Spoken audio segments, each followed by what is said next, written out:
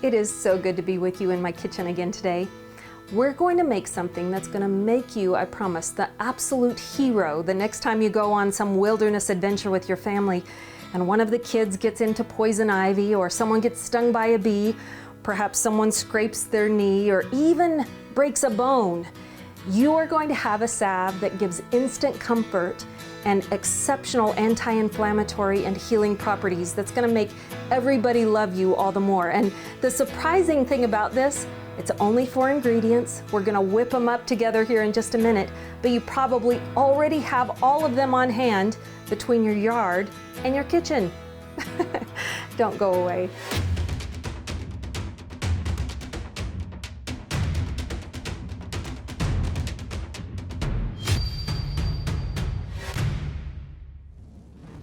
So if by chance you are one of those who have watched every single episode of PREPSTEADERS since the beginning, you would have already seen our wonderful episode that we did on how to forage for plantain, wild plantain, out in your very own yard. So many of you have it growing, you don't even realize it, and it's commonly found all across the United States and Canada. It's absolutely everywhere. So if you haven't learned how to identify it, I hope you go back and watch that video. We'll have it linked above and below this so you can. There are a few things about it that are so exceptional, but it has these wonderful anti-inflammatory and antibacterial properties that make it good for a whole lot of different things. Today, just before this, I went out and picked some, and so I'll show you that we got out in the yard, right in my own backyard, looking for that narrow leaf plantain first, and that's what I have the most of. As we film this, it's May, just so you know. It's in May. We have all of the narrow leaf in full regalia out there in the yard. And then quickly right behind it, the wide leaf really just takes off and goes crazy as well. So right now I'm in between those two stages, and I got some of both to share with you today. I want to just let you see what it looks like as I'm picking it here. You're going to notice the way that the leaves are easy to identify, especially on the narrow leaf, because they're so long and pointy, and sticking up above each one of them, you're going to see these wonderful little spikes that come up that are about 12 inches tall. They don't grow much taller than that, but some get up to 18 inches, I suppose. And they have a little spearhead on the top with little tiny creamish colored flowerlets. Now, all of this is usable medicinally or edibly.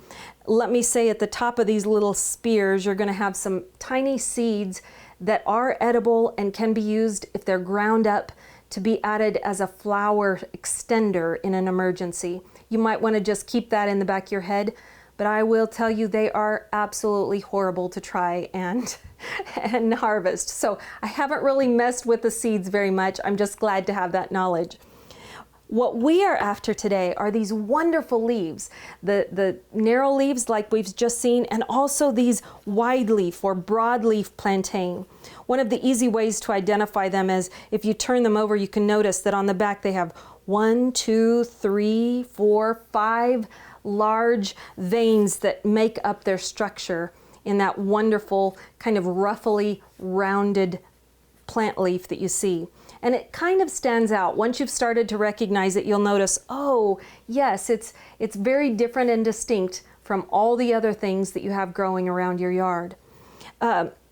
Sometimes right at the base of the leaf, if you pull it up all the way at the base, which we try not to do, we try to just cut the leaves off, but if you do happen to pull the base up, you'll notice it has kind of a dark purple tint right there at the bottom where it meets the ground. But fantastic and very usable for so many things. Now, plantain has been known, as you'll learn if you do any research, for its ability to take the sting out of bee stings, or the burn out of those chigger bites or little no-see-ums that might fly around, or the mosquitoes that you have in your area. What you might do if you're out in the wilderness is literally find a plantain leaf, quickly macerate it, either by doing it with your fingers until you get some juices starting to come out of that leaf, or you can just stick it in your mouth and chew it up. And that's a quicker way if you really need to hurry. Just literally get it all macerated. It already here, as I am squishing it with my fingers, is quickly starting to make just a little bit of juice, and now it's ready to go. I would put that juice right onto that mosquito bite. If I had a large area that had come into poison ivy or something and had a rash, you can even just kind of crumple up the leaves in your hands, and so they're all, you know, wadded up, and then pull them apart and make almost like a little bandage right out of the leaf. Wrap those around that area and let the juices of it get onto that, and you're going to be amazed at the healing properties it has. So imagine if you're on a hike in the desert or something where there are no plantain leaves to grab up. You're going to be thankful for this salve that we're making today with that very ingredient as its main property. So really quickly, I want to take you through what we do, all right? First, I'm going to get all the leaves that I got out of the yard here just this afternoon, just a few minutes ago. I did a big old batch a couple of days ago, so you might see more leaves than just this represented in this video. But I picked these fresh so you could see what they look like. And I'll tell you, if you wanted to make a tea out of this, you can do it just like that. I'd wash the leaves, I'd stuff them down into a cup, and I would pour some hot water in and make yourself a tea after it's steeped for just a few minutes. Some would say that's not technically a tea, that's an infusion, and I'll let you be as technical as you want. What we're going to do with this is I'm going to start by getting a nice colander, and I'm going to rinse these really well because I want all the dirt off of those. All right, once we've got those nice and clean, I feel good about it. You've got two options, and I'm going to show you how to do both of them. The first thing you're going to want to do is find yourself a clean jar that can fit all of them, and just fill it up with those fresh plantain leaves that you've freshly washed. I just want you to stuff it full of those, and once you've got them all in there, you're going to fill it up with olive oil. How easy is that? The best olive oil you can get your hands on. So we'll stuff these in here, we'll fill it up with EVOO, and then put a lid on it and set it in the sun for 2 to 3 weeks. Now, we don't have 2 to 3 weeks right now, and I'm going to show you another way here in just a moment, but I want you to know a lot of folks do that. I kind of try to avoid putting stuff right in the direct sunlight, even though that speeds the process, it keeps it warm, and it's going to turn a nice, rich green color. There's not a whole lot of scientific evidence to prove that the sunlight is helping or hurting. So in my thinking, I'm thinking, oh, it might hurt it a little bit. So do whatever you think, but 2 to 3 weeks of waiting filled with olive oil, you'll have yourself a couple of cups of infused Comfrey, plantain oil that you can then use to make a salve out of, or just use like it is. It's going to be exceptionally healing. Now, we don't have 2 to 3 weeks, so we're going to step back here to my wonderful Excalibur that one of you gave me a couple of years ago. I am so thankful for this food dehydrator, and if you don't have one, I want you to know you can also do this just by drying the leaves in your oven on a baking sheet. But since I do have a drying rack that I can put them on and put in a food dehydrator, I'm going to. Of course, some people dry theirs right in the sun, and you could do that too. Spread them out on a nice screen and let the sun do the dehydrating for you. You've got lots of options. If you choose to do it in the oven, you're going to spread them all out as thin as possible on a cookie sheet, or even some sort of rack, metal rack, and then put your oven on the very lowest setting and crack the door open, okay? And for most of us, our ovens get down to about 170 degrees Fahrenheit, and let it cook all afternoon until these are nice and crispy. Because these are so tall, I actually took out every other shelf in my food dehydrator to make these fit, just to give them nice breathing room and lots of area for that airflow. I put the lid back on, and I set it at the very lowest setting, which is that herb setting, which is 105 degrees, just barely on. And I'm going to let them go all afternoon. It depends on how much you have in there. If it's completely full like mine was today, all afternoon is enough to get them perfectly crisp without turning black. You want them to stay nice and verdant green as best as possible, but not turn a crispy black, and that's why we go with that very lowest setting. Now, as you might have noticed already, I already did some today, so I want to pull those out and let you have a look at them. I actually did 3 or 4 trays of these today and got them nice and crispy. I don't know if you can hear that, but they are perfectly dry, just the way I want them. I've got a couple of trays worth here, and that is all, a whole bunch, especially of the wide leaf plantain that I got earlier today. I'm gonna put that on top of here, and the next part gets fun here. All right, once we have our dry leaves to work with, most of you are going to just grab that blender that you have, and that is a fantastic option for you. I love to do everything as much as possible the old-fashioned way, just so I know for an emergency, just because it keeps my skills sharp on those kind of things. So I've got a mortar and pestle here. This is cast iron, and this was also a gift, so thank you to those of to the one of you who sent this. I highly appreciate it and use it almost every day. But you're going to take these and you just want to crush them up. We don't want them completely powdered, although some people like to do that. There would be nothing wrong with it. It's just not entirely necessary. And because I like to use these, some for a tea, some for tinctures, some for infused oils, and some for this salve, we're just going to use it this way. So I'm going to put a fair amount in here, however many it can hold.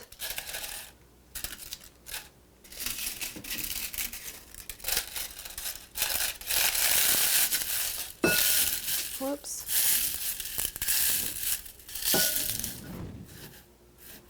All right, once you've got them all smashed up pretty good, you're going to be amazed at how they decrease in size.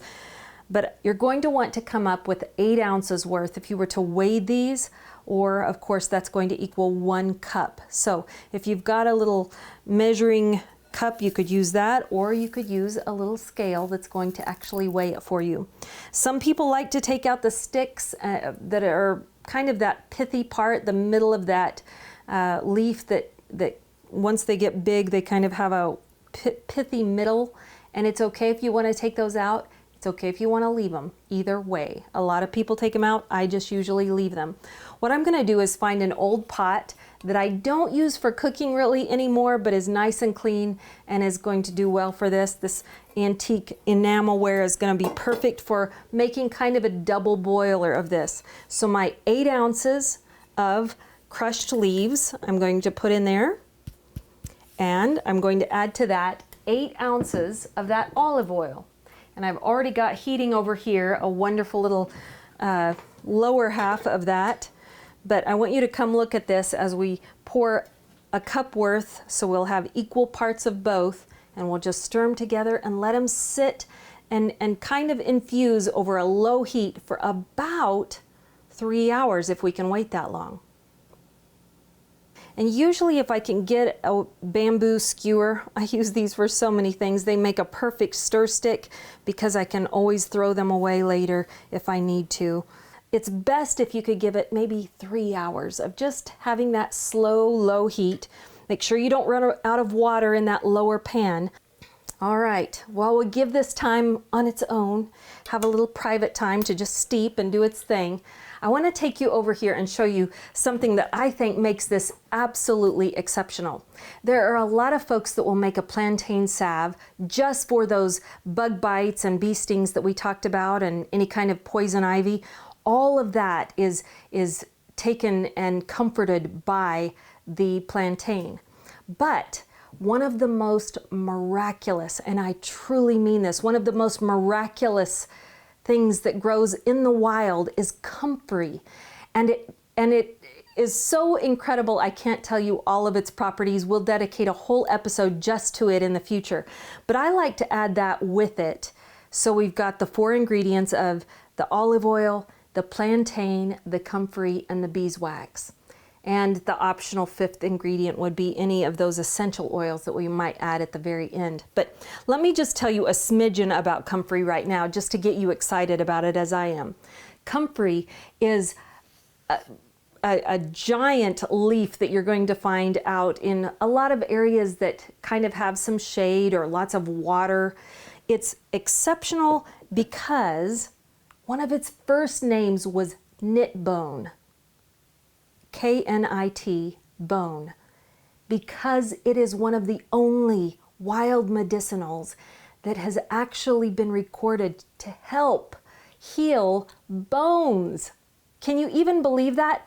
And I'm talking about topically. So if you were in the wild and you broke your arm, God forbid, but you broke your arm, if you could get your hands on some Comfrey and wrap that carefully in it, that would be one of the best ways that you could tend that until you got back to civilization where you could have a doctor take a look at it. Comfrey is so healing. It quickly takes away inflammation. It is an astringent and an antibacterial, and the leaves of Comfrey are exceptional whether they are completely whole, like I just mentioned, or made into a smaller type consistency like this, sort of like what we've got our plantain steeping at in this kind of consistency. This is Comfrey right here. Many people make sort of a phenomenally miraculous mixture that they pour on their garden plants, because as Comfrey disintegrates, it makes an atrocious smell for one thing, but it makes a phenomenal fertilizer for almost anything. And you notice the difference very quickly, just within a matter of a week or two of treating your plants in your gardens or even your trees with that Comfrey infused water that you can make a nice big slurpy syrup out in the 5-gallon bucket outside and feed to your garden. But for healing properties for humans, it knits bones. It literally makes skin and cells regenerate. And so it's one of those just shake your head type things that you find in the wild and go, did God really make that way? And why in the world are we not using it more? So, you know that I have the plantain steeping in some EVOO on a low heat to let it infuse a little bit more quickly. This infusion that I did the exact type of thing, half and half of the Comfrey and olive oil, but I let it steep the cold way, the way that I just told you, where you pack it full and you let it sit for 2 to 3 weeks or even 2 to 3 months.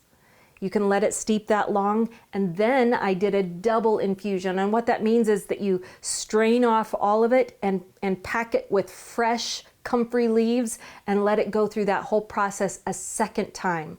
I could do that even over the heat version of infusion like I am doing with the plantain over here, but I want you to know that either one of these could be done the same type of way.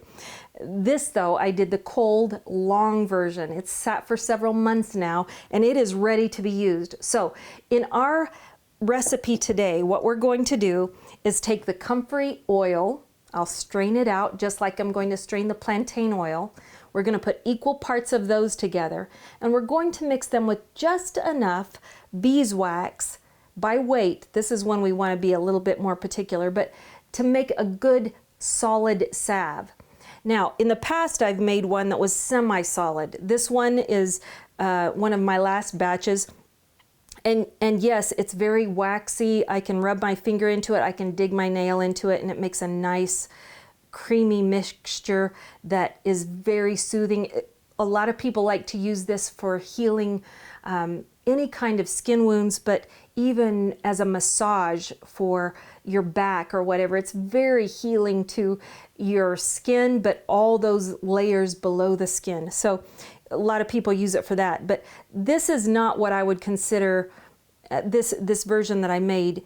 I would say that this is a nice salve, but not more than that, like something solid. And what I want to do is make something solid today. So what I'm going to do, and I want to show you this, I'm going to mix it with a little bit more of the beeswax, and once we do, I'm going to make it into little pucks, almost like this beeswax puck that I have, just about like that.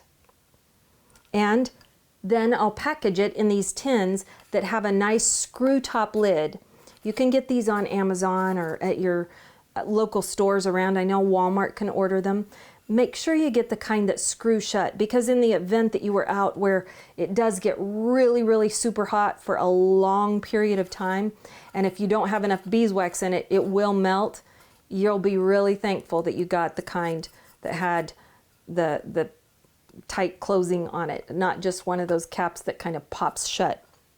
So we're going to make pucks with these and package them this way, and then you can just carry it in your pocket. And if you were to get a bee sting or a rash of some sort, literally being able to just rub it right on that spot is going to be of great value without having to get salve all over, where especially if I took this hiking, this is going to melt a lot quicker. I want the more solid version of this, and that's what we're making today. Let me show you one more thing before we put all of this together. The last batch that I made, I was able to order the little chapstick bottles, or whatever they're called, sticks, and make this into chapstick. And I have used it myself and given it away as gifts to many people.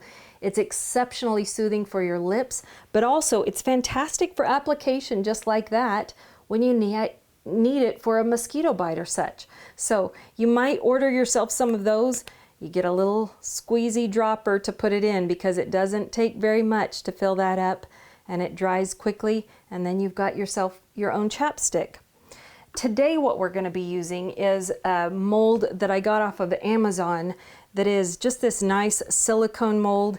I carefully measured these to make sure that the circumference of them was less than the circumference of this little 2-inch wide can that is made to hold up to 2 ounces. These are going to be about a 1-ounce puck that we're making that will slide inside each of these cans. Just so you know, make sure you do your measurements correctly before you just order quickly on Amazon or wherever you get these. But we're going to use these and just pour them full and let them do their thing here in just a minute in the refrigerator, or just sitting on the counter to slowly calm themselves and solidify overnight. All right, the time has finally come when we get to pull this whole thing together, and I'm glad you've stuck around. So this has had its chance to turn into a deep, delicious emerald green color. I'm going to strain it, and I already know that I have a cup worth there. Of course, it may come out just a smidgen less than a cup, because I'm sure some of it is stuck in that pulp, but we're going to get as much of it out as we can, and I'll even use a little spatula to get it all scraped into there, and I'll even press it down just a little bit to squeeze out as much of that delicious oil that's had time to steep as we can. I'm very pleased with how this did, and I love to see that the leaves are still nice and green. Nothing has turned black from getting overheated or anything. See that beautiful green pulp? I'm just squeezing it out so the last drips of it can get down in there. What we're going to do is measure out this to be 1 cup, or almost a cup. And we're going to measure out the comfrey oil as well and mix those together in equal parts, 1 cup of each. And then I'll show you how much beeswax we add here in just a minute. Let me get this thrown into the compost pile and I'll be right back. It smells wonderful. That comfrey has had time to steep. And look at how beautiful the color is. I'm gonna let it work on itself and get all out through there. We'll get a whole cup out of that. It's just going to take it a few minutes. All right, I'm right at that 8-ounce mark, so I'm going to stop. I'm ready to take those away. And now it's time to put these together. So I've got 1 cup of each, and I'm going to put them right back in here in this double boiler. Come take a look at this. I've still got the double boiler standing by. I've got 1 cup of each of these, and I'm going to pour them both together into that, keeping it on a low heat, just like we talked about. That is beautiful. There's the plantain, and here's the comfrey oil. This is actually a double infusion, so it's even darker and richer, full of that comfrey that's been infusing in it for so long. I'm super excited about this. And then I've got 1 ounce by weight, and I just wanted you to see the difference. This is exactly 1 ounce of beeswax that you can buy in these pucks. That's 1 ounce. Or this is a 1/3 cup, and it's not quite a 1/3 cup, but almost a 1/3 cup full of these little pastilles. All right? And so I have carefully weighed that out, and I'm going to go ahead and just put that right in here, and we're going to stir this just until it all melts. It doesn't need time to steep or do anything special. It will melt very quickly, but you're just going to want to stir this and make sure everything is well incorporated. I think we got it all over that low heat. The pastels are obviously going to melt much quicker, so a lot of folks like to just use those, but sometimes you can get these pucks just a little bit cheaper. Same quality though, so whatever works for you, get it. We're going to stir this, and right at the point where it's completely melted and incorporated, that's when, if you'd like, you can add 20 to 40, depending on what you like, drops of essential oil. You'll want to be careful what you choose, but we'll go look at our options here in just a moment while we give this just a few minutes to go ahead and melt. Everyone has their opinion on essential oils, but some of my favorites that I add to different things, of course, clove oil is notorious for numbing properties, besides being a lot of different things that are antiseptic and antibacterial and such, but it's very numbing. So if you have a bee sting, that feels pretty good when you can have a little bit of numbing. Some folks add vitamin E, although a lot of vitamin E nowadays is a synthetic version of it, and so you hear both directions as people talk about the pros and cons. Vitamin E is super soothing to the skin and very, very healing. Now, tea tree oil, of course, is one of my all-time favorites. However, I wouldn't put this in this salve if I was using it the way I talked about earlier, where it's just for bug bites or deep cuts.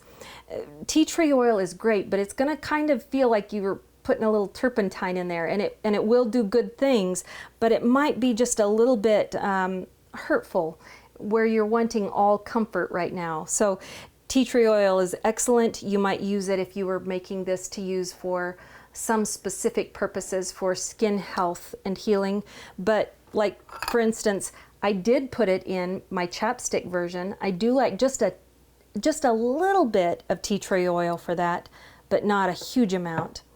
Moringa is very healing, very soothing and calming, and exceptionally health-giving. So moringa is one that I put in everything I can find to put moringa in, and this is moringa oil. One of the most common ones that you're going to find universally pleasant, that has the fewest amount of people that are allergic to it, is going to be this lavender essential oil. It has a wonderful smell. It's very calming. It's calming to your spirit psychologically if you're in an emergency, but lavender oil is an excellent one. And so today we'll probably put some lavender oil in our version of this, just to give it a very soothing and calming effect. Now, I don't like lavender on my lips, so if you happen to be making this recipe and want to turn it into chapstick, I would just say maybe sweet orange oil or clove oil or something like that might be a better option, or peppermint. Lots of people like peppermint oil in their chapstick. Think through it before you just make everything with the same kind of oil, but you've got lots of options, and it's going to be fun to see what you do with yours. Today we're going to put in, I think we're going to put in 20 drops of the lavender, and we're going to put in a little bit of the moringa, just because I love it and it's so healing. And we're going to put in a couple of drops of cloves because those are going to help with that antiseptic property as well as a wonderful little bit of numbing effect for anyone who might have a bee sting. I'm going to fill each of these only about halfway up because I know that the height of those little containers, I don't want it to touch the top. So I'm going to just give these about 1 ounce worth in each of them. They look great. They smell amazing with all that essential oil that we put in there. Some folks like to do that, some don't. Do whatever works for you. You could also choose to put these in the refrigerator where they're going to set up and get hard more quickly. But I like to let them sit out on the counter because it just, at least in my mind, makes sense that they would have more time to kind of fuse together those ingredients that we've all spent the time getting mixed up so well. I want them to slowly incorporate just the very best they can. So meet me back here in the morning and we will get these packaged up. Good morning.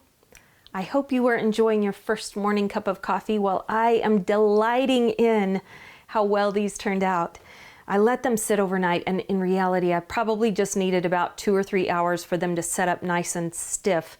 But a whole evening makes them into perfect little pucks that I can just pop out like that and package up.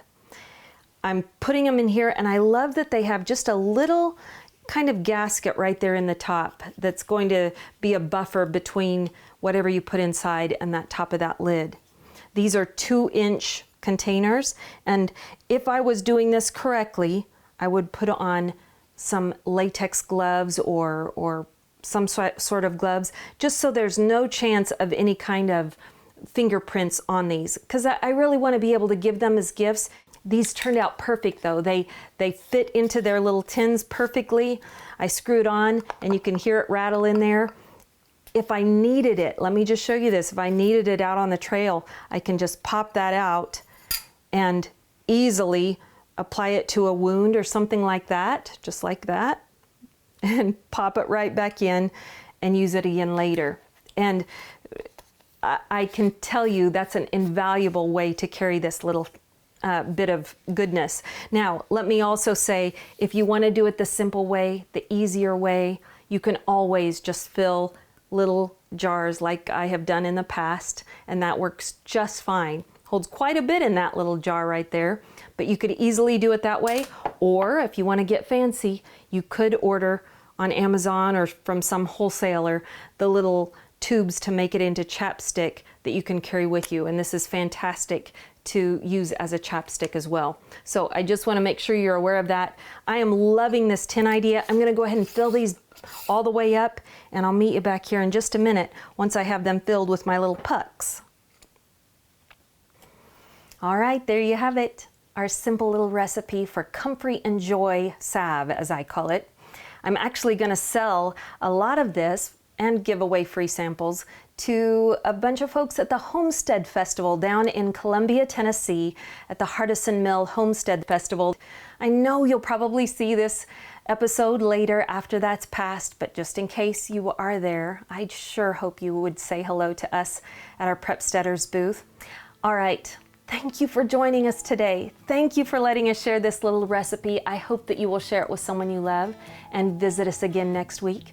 We'll be back again with so many good things coming up this summer. I hope you don't miss one single episode. Until I see you again though, will you go out and make it a point to be a blessing to someone today? Thanks for joining us. Bye-bye.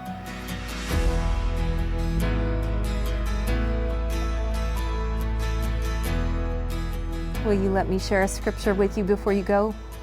This is out of right in the middle of the Bible in that book of Isaiah, chapter 41, and it's verse 13.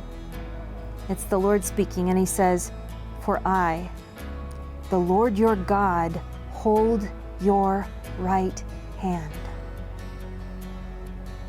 It is I who say to you, fear not, I am the one who helps you."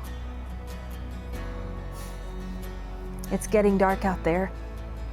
Now go out and glow.